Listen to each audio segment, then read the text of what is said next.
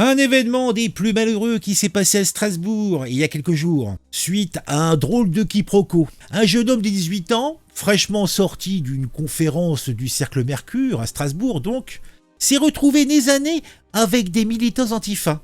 Ces derniers, un peu trop enthousiastes, l'ont pris pour un néo-zina. Baby Dido. En 2024, en France, des zinas, j'ai du mal à le croire. En tout cas, il s'est retrouvé face à ces vilains pas beaux. Le pauvre garçon, plus habitué au débat intellectuel qu'au combat de rue, s'est retrouvé avec un visage ressemblant à une toile de Jackson Pollock. Heureusement, les opérateurs du centre de supervision de la ville étaient aux aguets. Suivant les suspects comme dans un épisode de 24 heures chrono, grâce à leur vigilance, la BAC a pu interpeller les 5 individus âgés de 19 à 27 ans. Pendant ce temps-là, notre jeune conférencier, légèrement blessé, mais toujours debout, a déposé plainte au commissariat. Une soirée animée qui prouve une fois de plus que Strasbourg ne manque pas de piquant. On va voir ça ensemble, je vous assure, c'est pas piqué des hannetons.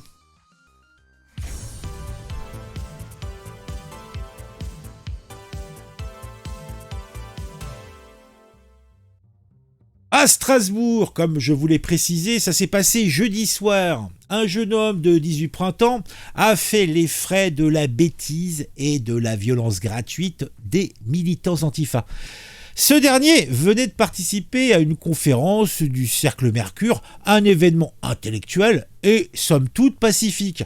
Malheureusement pour ces militants autoproclamés antifaquistes, la nuance et la réflexion ne semblent pas être leur fort. Ils ont pris le jeune homme pour un néo-zina, sans aucune preuve ni raison valable. De toute façon, même si ça avait été le cas, en quoi cela leur permettrait de lui tomber dessus et de lui taper dessus à 5 contre 1. Je comprends pas très bien. Je ne vois pas où est la logique. Mais bon, qu'importe. Donc, ils ont fait ça sans aucune preuve ni raison valable, animés, somme toute, comme tous les antifas, par un goût immodéré et prononcé pour la violence. Ils se sont rués sur lui et l'ont laissé avec un visage en sang.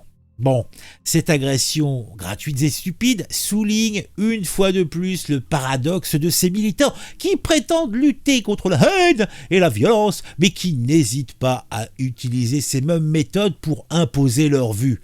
Heureusement, la police a rapidement interpellé 5 des auteurs de cette agression, tous âgés entre 19 et 27 ans, étant tous de la meilleure société, fils à papa, fils à maman, fils d'un juge, fille d'un entrepreneur à succès, celle-ci d'un artiste. Autant dire que tout cela n'est pas beau, tout cela n'est pas propre. De son côté, nous avons reçu comme information que 2 des individus étaient déjà connus des services de police. La victime, de son côté, innocente victime, quant à elle, a déposé plainte au commissariat. Elle est légèrement blessée et elle a eu plus de peur que de mal. Mais soyons clairs, cette agression laissera sans aucun doute des traces tant physiques que psychologiques. Espérons que cette affaire servira de leçon à ces militants en herbe qui confondent lutte contre le faquisme et violence gratuite. Oui, ce n'est pas beau, ce n'est pas propre. Comme ça vous précise, vous voyez, il y en avait déjà 2 qui étaient connus. Donc, le gars, il avait participé à une petite conférence dans un resto. Il avait mangé, petite bouffe sympa. Il sort de là à 22h pour rentrer chez lui et il se fait agressouiller par ces salopards. Qu'est-ce que je voulais que je vous dise ? Franchement, c'est immonde. C'est immonde. Ils sont immondes. Aucun respect pour l'humain. Aucun respect. Bon, je crois que j'ai tout dit. Pourquoi aller plus loin ? Donc ça se passait à Strasbourg. Et puis bon, on verra bien dans les jours prochains si on a des nouvelles informations. Mais je pense que là on a l'essentiel. Mettez un j'aime, mettez un commentaire. On se retrouve très vite pour une nouvelle vidéo sur un sujet qui m'a intéressé et qui, je l'espère, vous intéressera aussi.